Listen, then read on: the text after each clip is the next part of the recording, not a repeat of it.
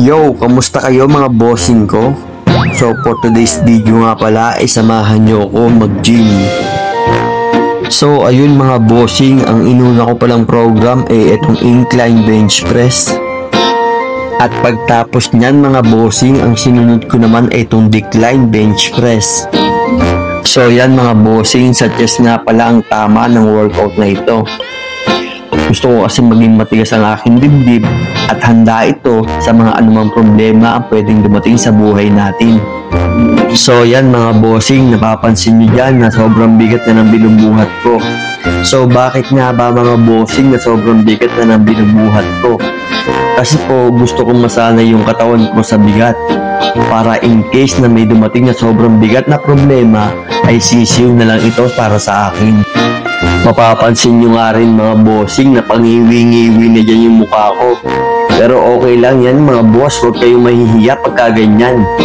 Kasi ang kapalit ng ngiwi ng mukha na yan ay magandang katawan at healthy kalusugan. Kaya ikaw bossing ko, kung gusto mo na magandang katawan at malusog na kalusugan, ay simulan mo na ang mag-gym. Umpisahan mo na ngayon din. Ano pang iniintay mo, Pasko? O bossing, baka naman ang dahilan mo ay baguhan ka pa lang sa pag-gym at wala ka pang alam, kaya ayaw mo mag-gym. So kung kilala mo ako bossing ko, i-PM mo na ako at ako ang bahala magturo sa'yo. O ano bossing, tara? Tara na! Yanda mo na mga gamit mo. Para naman hindi puro gin ang my day mo. At sa mga nagtatanong nga din po pala mga bossing ko kung saan po ako nag-gym. Dito nga po pala ako mga bossing ko nag-gym sa may Giros Gym. Located nga pala to mga bossing ko sa may Barangay Pascam, General Trias, Cavite.